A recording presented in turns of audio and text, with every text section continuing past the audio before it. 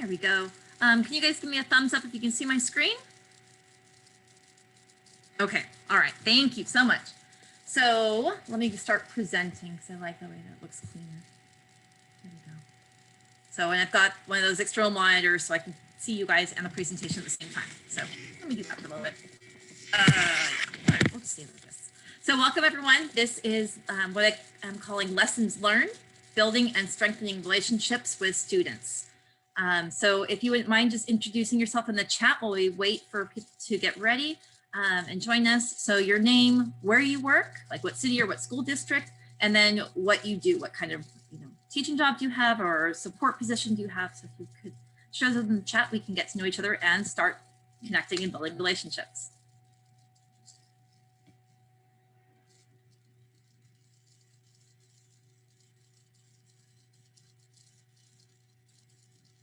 Welcome, Quincy. Welcome, Clarissa. Welcome, Mia and Sandra.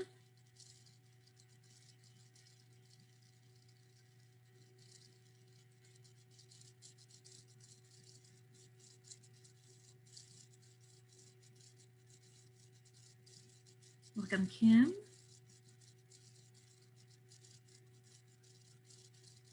I know a few of you are still typing in and have other things happening at the same time. Thank you, Jackie and Janet, for joining us today. And then I'll move on and we'll get started. So when I started thinking about what lessons have we learned, what great things do we want to keep doing when we go back to in-person instruction, like I start making a list, I'm like, oh my gosh, like there's so much that I've learned that the teachers I work with have learned, because I'm a support teacher. So I'm an elementary instructional coach. If you didn't read that in my little bio in the SCED, then that's my role. I work for Chino Valley Unified School District, and I've been doing that support role for I think like 7 years now. Before that, I taught 6th grade and then 4th grade and then 1st grade and then kindergarten. I was the lucky recipient of a whole bunch of funding layoffs, which then brought me back into different positions in different school sites. So I really feel like that experience really prepared me for being an instructional coach and being able to see and have the experience of being in different roles at different schools. So that's a little bit more about me. So when I was looking at my list of, what do we want to keep doing? What do we want to keep? What do we want to let grow? As I've heard someone say. I decided that, I really wanted to focus on Flipgrid, using Google Classroom comments to have an open live communication with students. And then there's a Chrome extension called Moat. So I'm going to try and, each of those could easily take me an hour, but I've got about 45 minutes for all three. So pardon me if I tend to zoom through. I've tried to provide resources for you guys so you can go back and take some time with the things that you want to explore more. Okay, so if you wouldn't mind sharing in the chat your thoughts about why is it important to build and strengthen relationships with your students. So, we all have our own ideas, but I always enjoy hearing it in somebody else's words. And I like making connections with people saying, oh yeah, I like the way you said that. So please take a moment and write that in the chat for us. Why is it important to build and strengthen relationships with your students?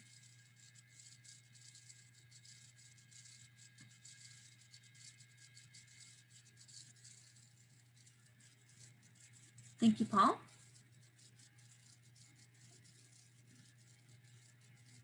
Thank you, Dr. Marley Large. Thank you, Sandra.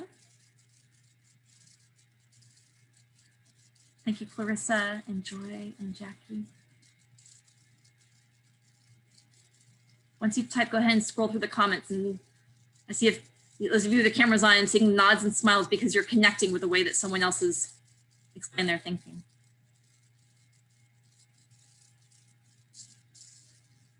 Thank you for sharing those.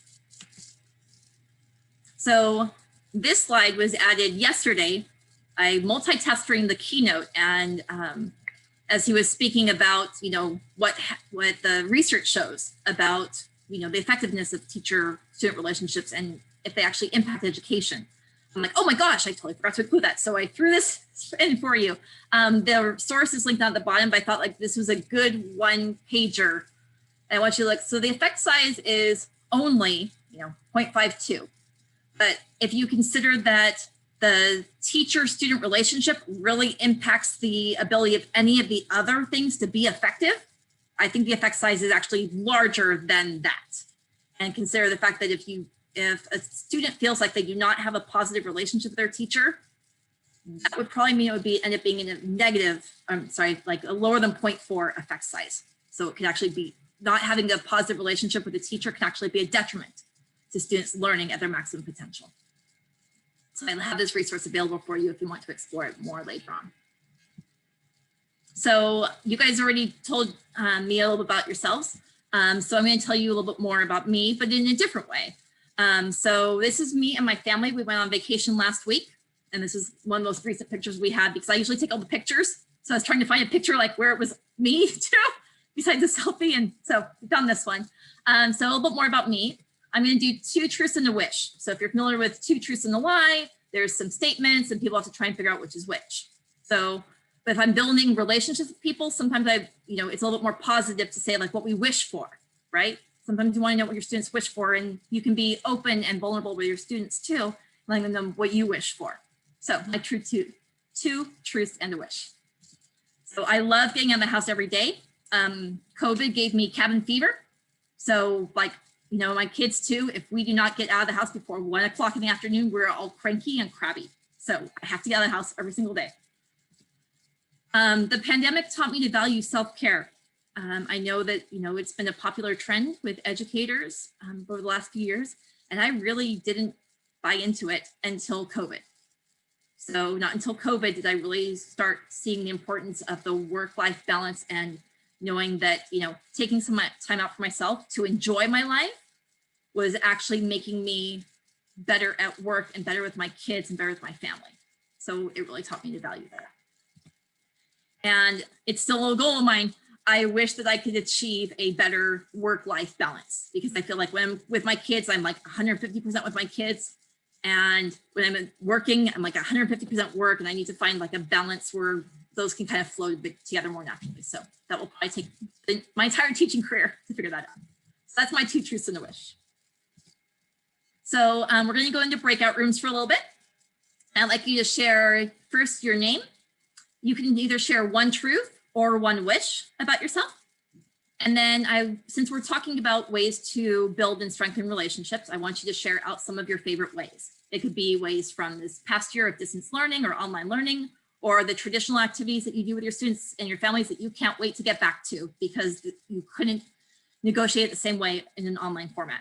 So if you wouldn't mind, go ahead and start. This is the great thing about having breakout rooms. It gives you guys some think time while we get the breakout rooms ready. So take some think time right now. Think about the 1 truth or the 1 wish that you want to share and reflect back on some of your favorite ways to build and strengthen relationships. And our moderator, Marissa, is going to get those breakout rooms ready. Same, Marissa, groups of either 3 or 4, and we'll give you guys 4 minutes. That way it's 1 minute per person so that everyone has a chance to share. When you come back to the groups, you'll be asked to share 1 great idea that you heard. So be prepared to share. And then Marissa, let us know when we're ready to go. We are all ready, and it'll start counting down from 4 minutes. Here we go.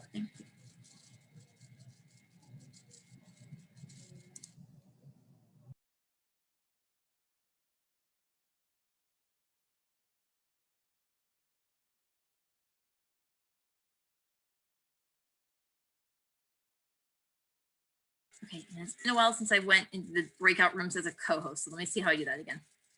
There we go. Okay, found it. The minutes in breakout rooms always feel like a minute if you have 5 minutes and like 5 minutes if you have 10 minutes. This goes by really quickly. Yes, that's why I like jumping in and out. Yes. All right, I'm gonna jump in and out. I'll see you. Sure. I'll be here.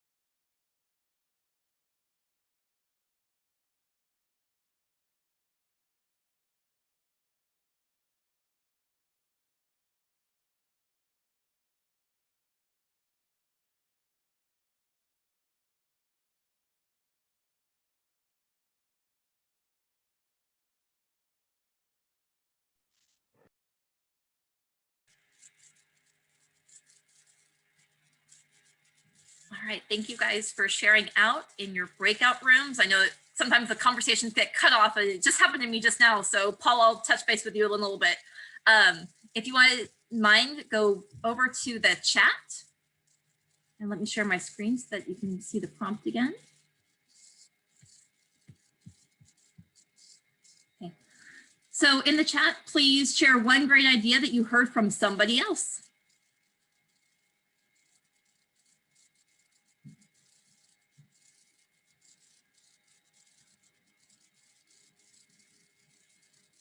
And then one of the things I love about the chat is I'm going to have Marissa save the chat from the session, and I will be uploading it as a file probably later on today after all the sessions are over and things like that. So.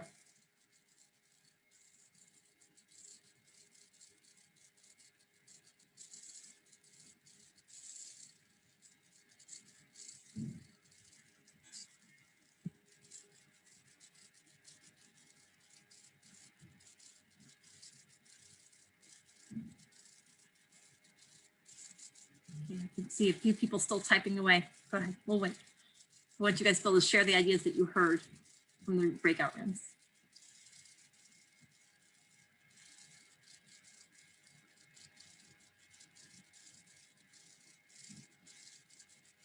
Really good ideas there, Quincy, Clarissa, Jackie. I love the way you worded that. Thank you.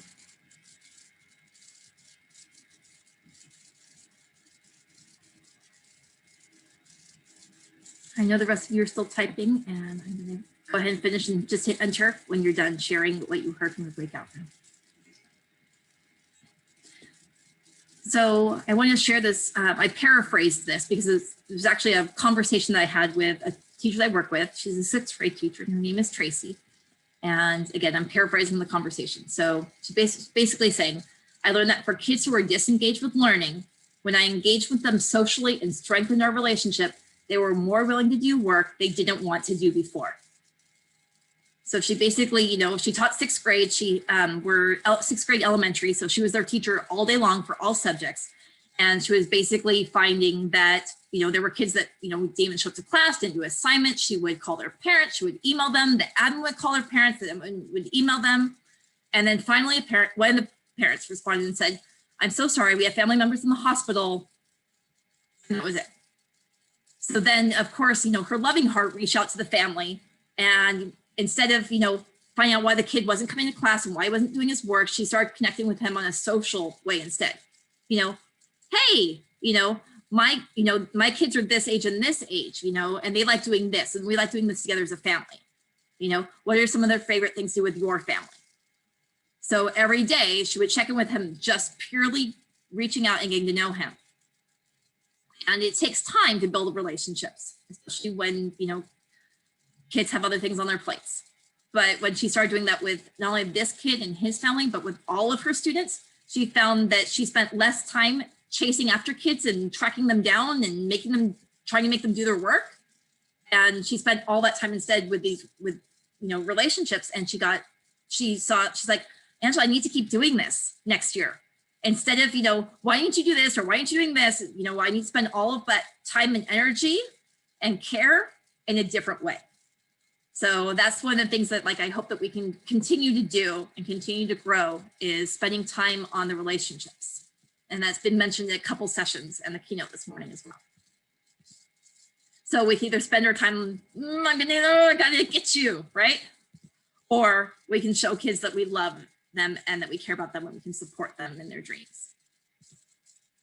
So I want to show you I'm going to be discussing 3 tools, and I want to see, you know, as we go through each 3, I want to see how familiar you are with it. So first we'll start with Flipgrid. So if you wouldn't just mind, you know, typing your answer in the chat really quick about how many times a month did you use Flipgrid during your online learning with your students? So if you've never used it, write 0. If you use it like once a week, write 4. If you use it every day, write, you know, 20. Okay, so we have some Flipgrid newbies. Okay, so I could spend a whole day teaching you guys about Flipgrid and all the amazing things. I'm just going to show you some resources that will help you learn and give you just a short introduction to it. Okay, a couple times. All right. So we don't have somebody who's used it a lot, so we'll skip the volunteer sharing out how we used it, and I can share some ideas with you later. Oh, hold on. Sorry. I had my slide switched. Sorry. Okay, so if you are new to Flipgrid, these are hyperlinks. So if you have my slides, there's a material in the SCED. If you click on that, it's a one-pager and it says click here to access the slides. It's hyperlinked, it's got the yellow box across the top. So that will bring you to the slides. So then these are all hyperlinked within here. So there is a simple 4-step, oh, sorry. Let's go back. I don't want to show you the live one. I have to click in the right spot. Here we go. So you get started in 4 steps for setting up your free account. If you are a Google district or a Microsoft district, you have a free account. So everybody gets a free account. Yay. Totally free, always will be. So you get started in 4 easy steps. And then there's more support. So this is hyperlinked in 3 places, 1, 2, and 3. So this resource has video and text resources to help you get started.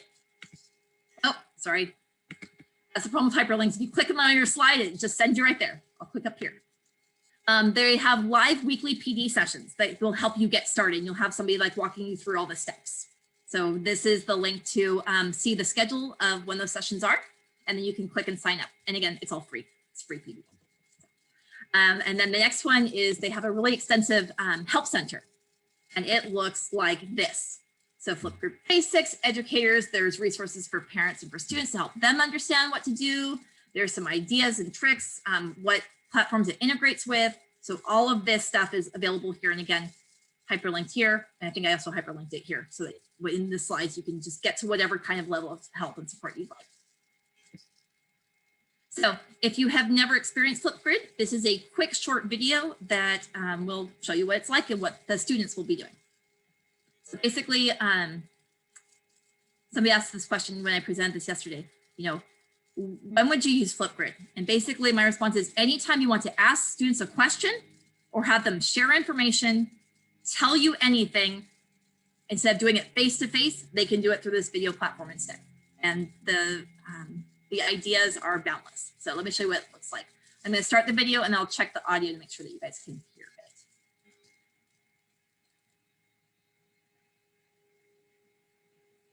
it. Okay. Thumbs up or a yes in the chat if you can hear it.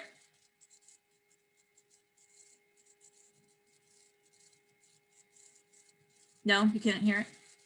Okay. All right. Let me stop sharing and do this. Let me try one more time.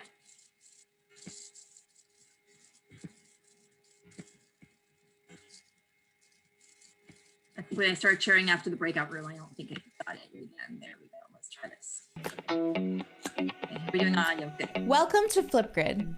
Flipgrid is a simple, free, and accessible video discussion experience for pre-K to PhD educators, learners, and families. In Flipgrid, educators post discussion prompts and learners respond with short videos.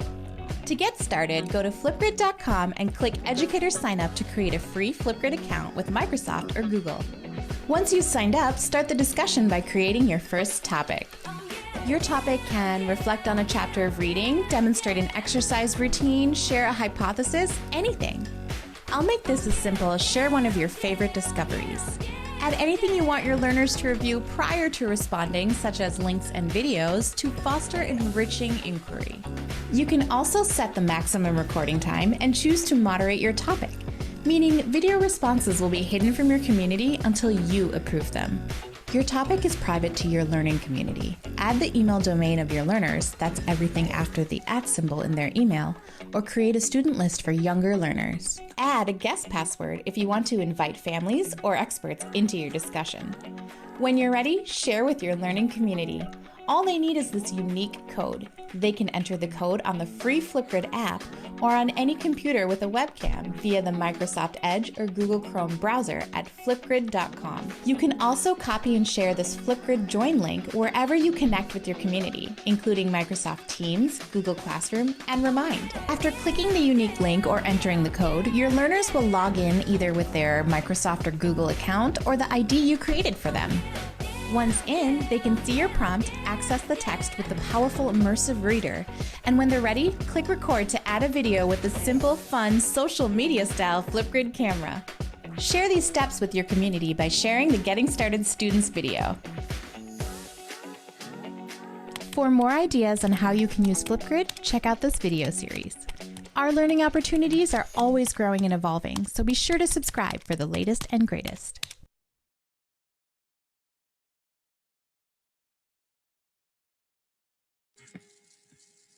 Okay, so that was just a quick intro video as to Flipgrid and, oh, there we go.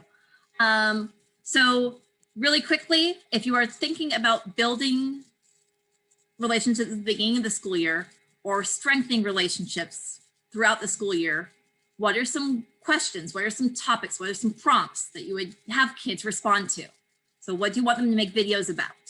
Go ahead and type in your answers. Go ahead and type in your ideas, and we'll be able to share those in the chat later on. And Jackie, yes, it does. So Flipgrid has the website. They also have an app. So like I have it on my phone and my kids have it on their iPads. Okay, good one for the beginning of the school year. What did you do over the summer?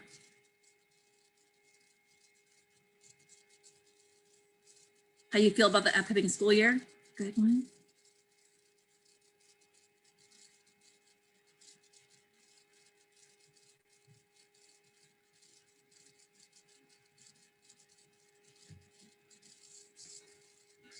I'll type in a few of my favorite ones.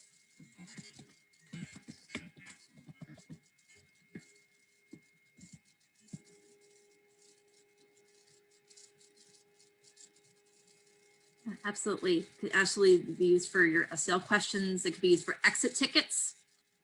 You know, whether you're doing online learning or if you have access to devices in the classroom.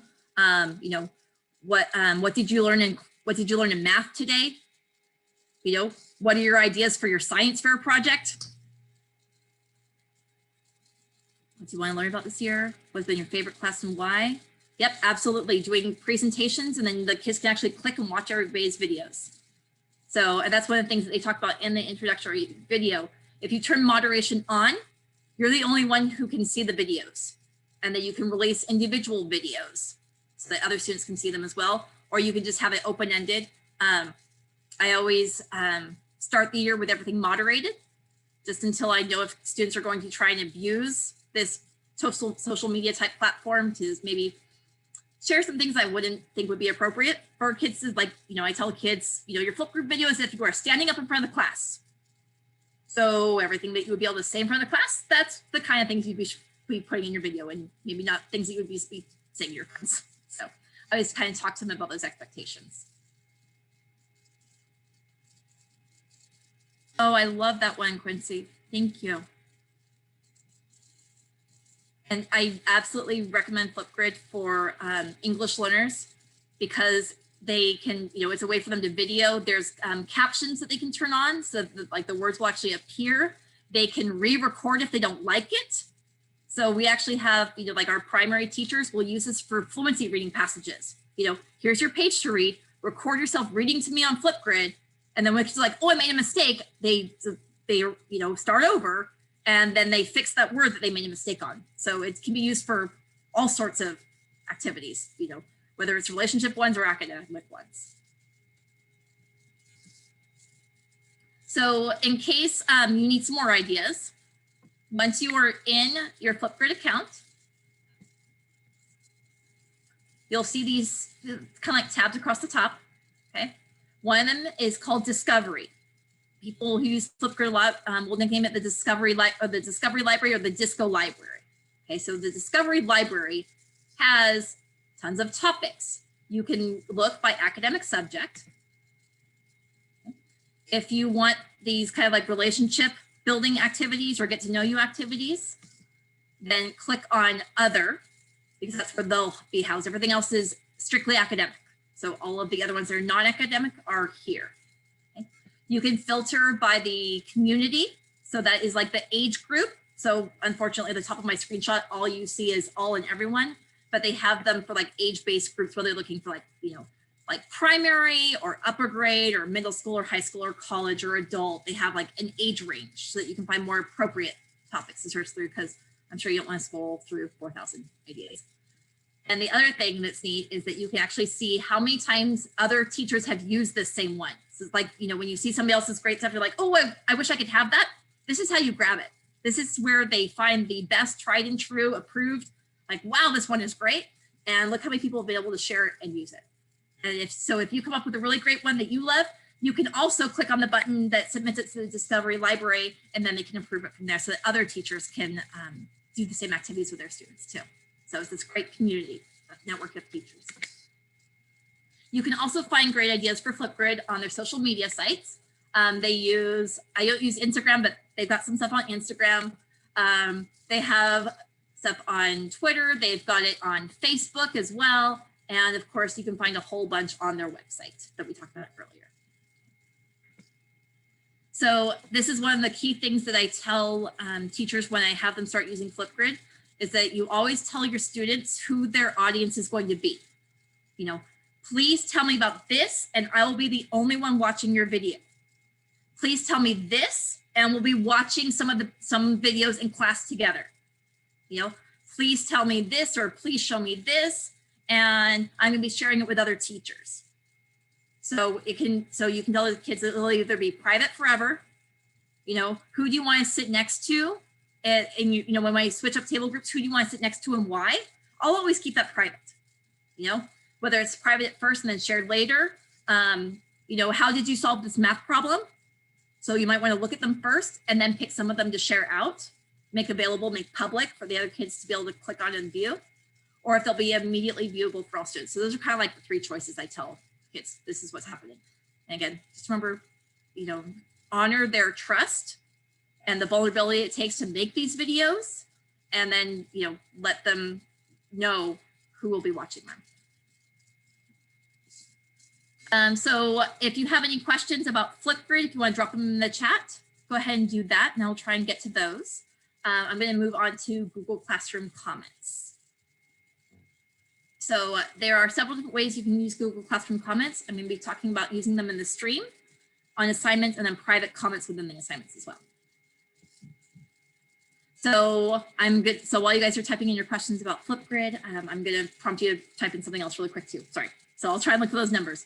About how often did you use Google Classroom comments with your students during online learning? So if you never use them, you can write 0. If you did it, you know, maybe like once a week, then type, you know, like once a week. If you did it for all your assignments, then write for all my assignments or lots of my assignments or only a few times. Go ahead and type in how often you use Google Classroom comments. Every day. All your assignments, good. It takes a while. We'll talk about that. Okay, never used them before. Okay, all the time, good. Okay, thank you, Sandra.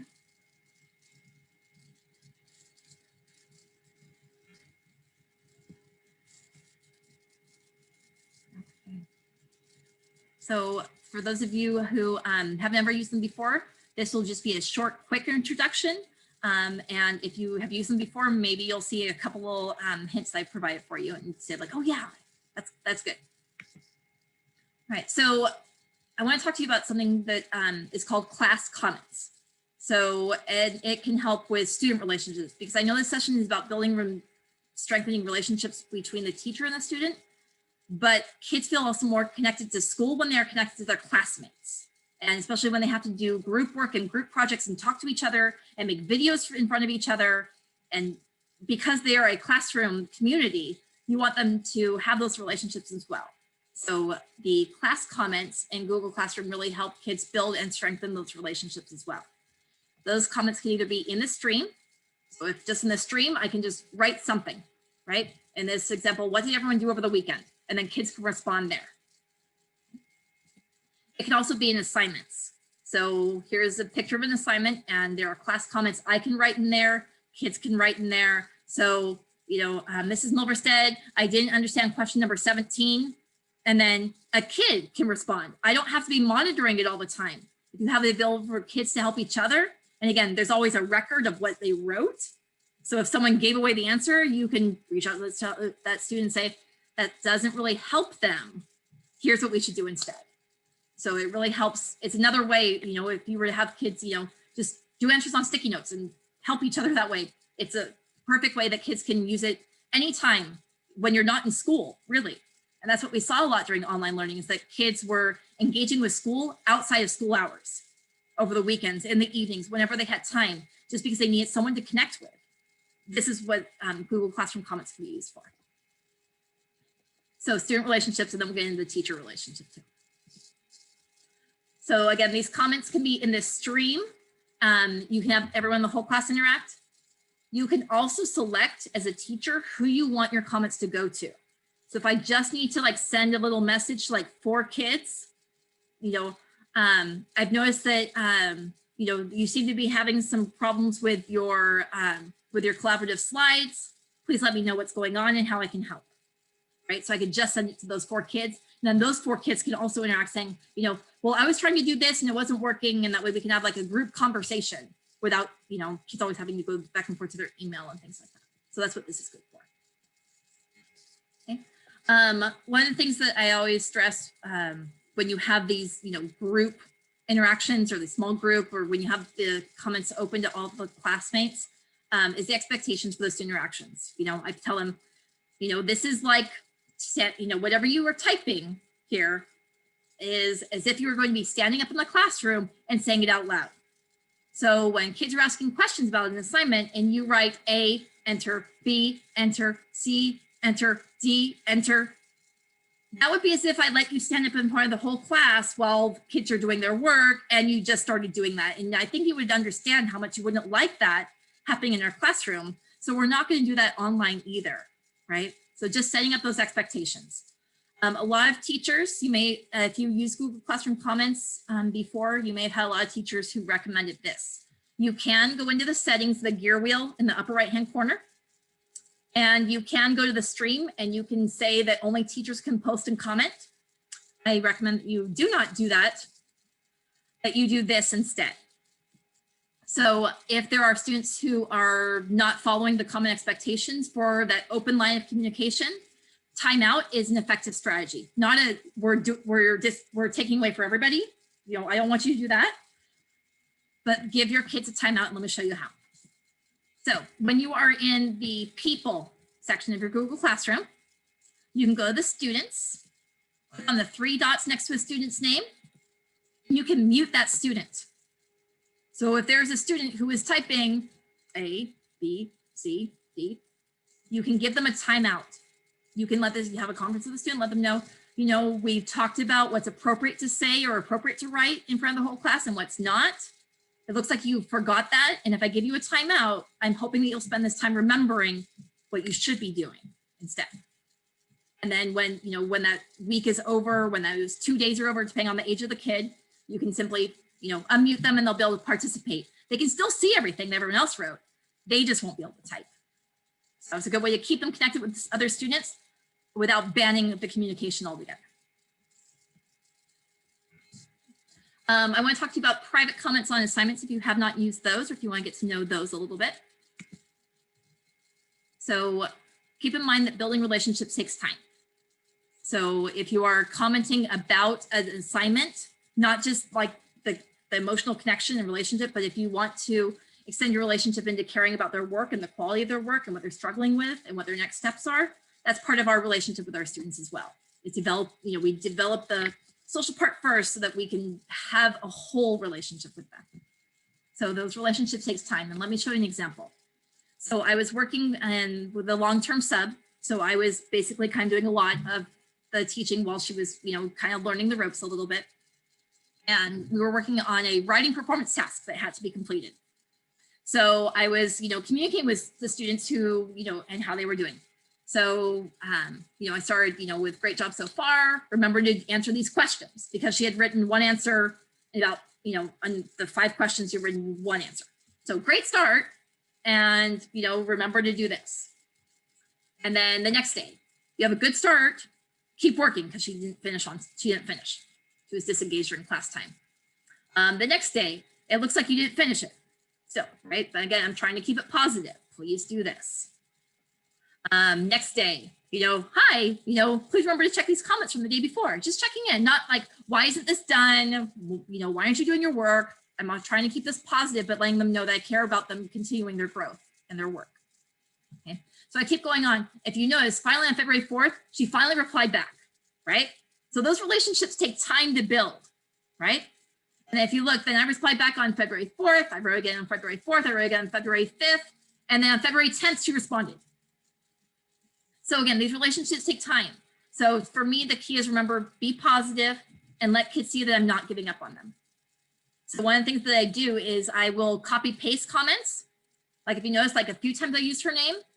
So if it's been a few days, I'll remember to use their name. If it's something from like the same day or the next day, then, you know, I can just copy paste. And other times I will copy paste and I'll just change the name.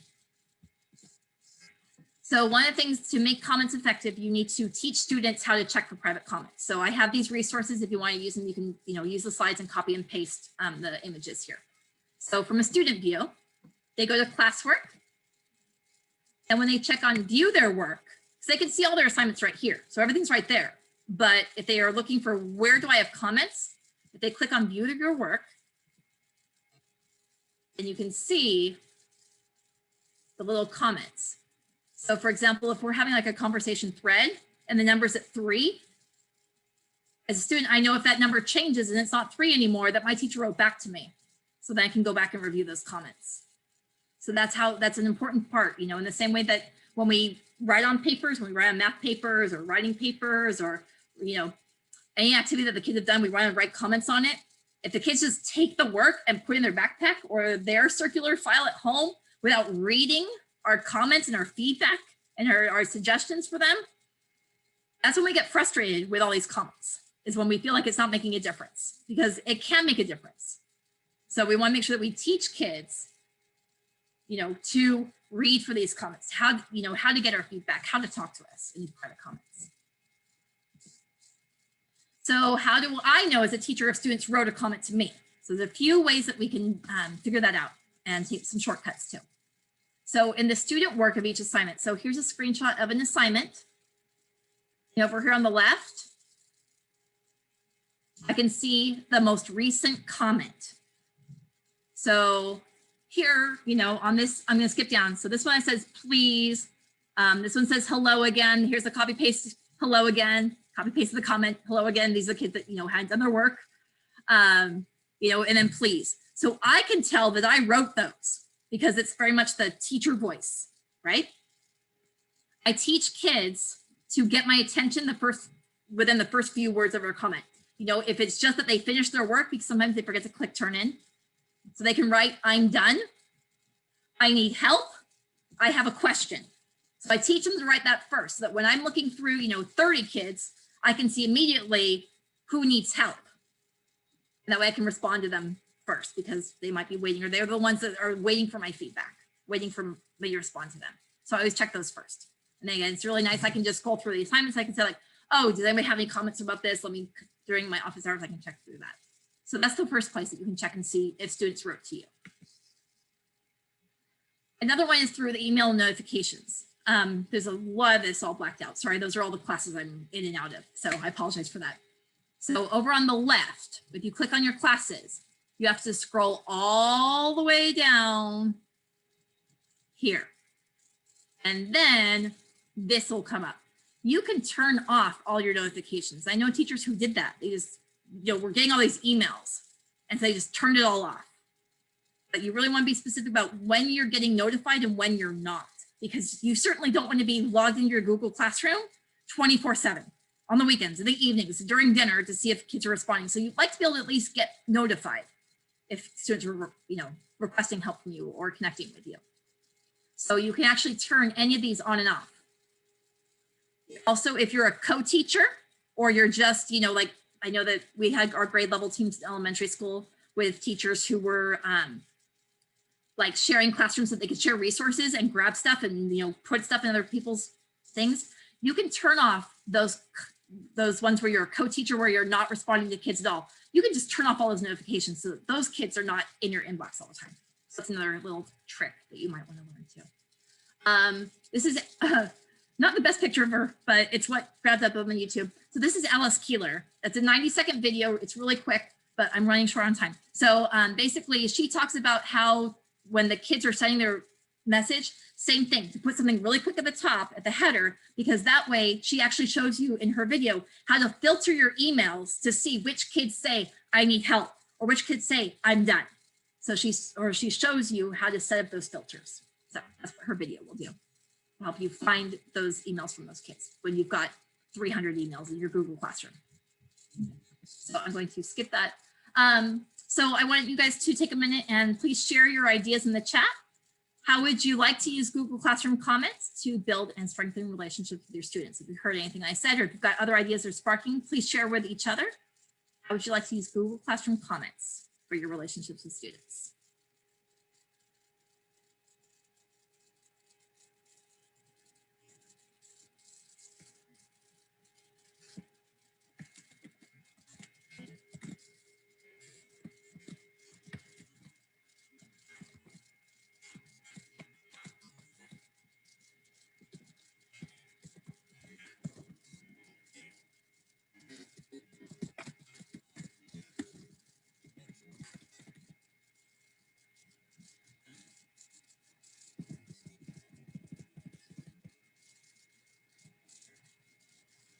Thank you, Regina.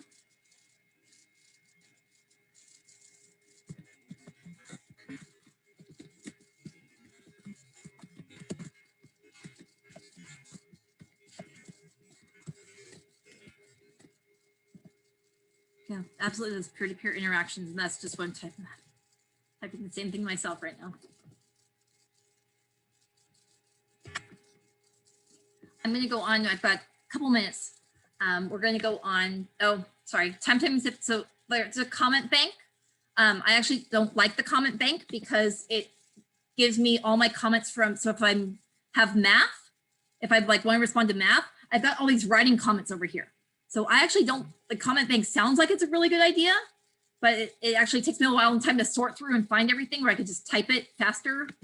Or I actually recommend we end up making a collaborative file. So like when we're working on like math, here are generic math comments, and like all of the teachers on the grade level would like put them all in the same document so we could copy and paste from there instead of the comment bank, and that way we could find what we're looking for faster. So that was my idea for the comment bank and how it's the one through Google was a nice idea, but doesn't really save me any time. So this collaborative comment stock will save you more time and help you work together with your peers too.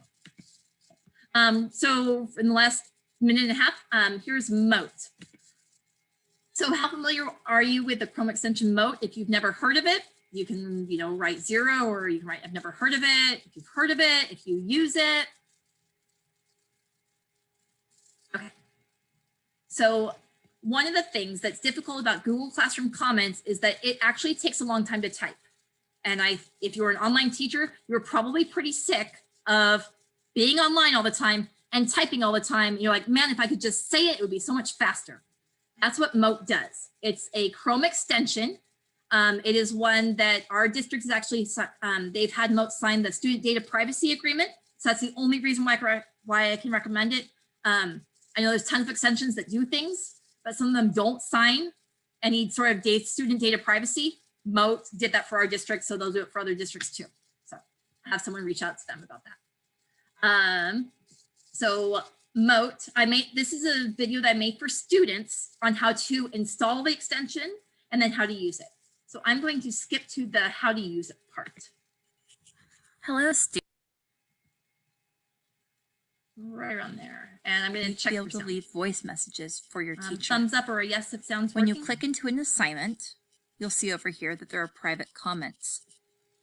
You could certainly type a message here to your teacher and send it to her, or you can now use Moat. And I apologize. So this is I'm a gonna video click for on elementary allow. students, so I'm talking really slow in the video, and it's taking a long time to get to it. So.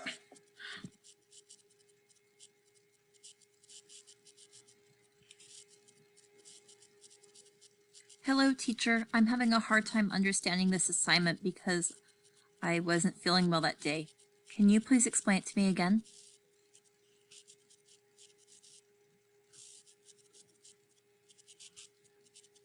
And then post the message. Now what's wonderful is if both the teacher So basically it then shows, the other side where, how you can interact and have those conversations with the teacher. So this is, great when you just want to have those quick comments with a student. I realized you were really working hard and getting along well with the people in your group today. Keep up the good work. I love that you're a role model for others. Comments like that, you can just say like that, and then have that available for students. So now if the students want to be able to hear it, then, they need to have the extension installed as well, which is why I talked about the student data privacy. Otherwise it's a link and, I need to eliminate the clicks. So I really recommend that the students have the extension so that they can have those conversations just by recording those conversations. In this next video, this is the one from Moat, and it's an awesome video, but they show you, I promised that these were free tools. So in the free version, I just showed you what's available. In their video, they show you some of these awesome other features. Now for me, $40 for something I will use all year long, knowing that one of the features is translating into other languages, that would save me a lot of time. So for me, it'd be worth it for the $40 a year. But it is, again, so they have the freemium version. But if you want to watch all the amazing things in a much better video, that one is available for you to be able to watch. And I'm so sorry, I'm totally over time. Stop. Okay, we will skip. If you are still here, if you have a couple minutes, what are your next steps, either for Flipgrid or classroom comments or for Moat? If you want to go ahead and type those in so that we can get inspired by what you're thinking. And then while you guys are typing, but what I want to share that I hope that these tools help your relationships kind of take flight, which is why I love that little airplane icon that you see in the presentation. Thank you for attending the session. I'm not on Twitter as much as I used to be, but this is a good way to connect with me. You can do messages through Twitter. You can follow me on Twitter. I can send things out and you can see me that way. And of course, the presentation slides were created by SlidesGo. So they do have some free things and some paid ones. I use the free one. So if you look for something that's not just your same old slides anymore, SlidesGo can be a resource for you too. Thank you guys for sticking around. I'm sorry, I know I talk a lot and we didn't get as much chance to connect as I would have liked, but again, short session, 3 awesome ways that you can build and strengthen relationships with your students. So thank you so much guys for attending. Enjoy lunch. Hope to see you guys at the lunch session. If you have a question, go ahead and stick around. Paul, so I was explaining, so yeah, I only used Pear Deck as much. I only used Nearpod as a participant, so I got to see what we did, but I don't know it as well. Thank you, Sandra.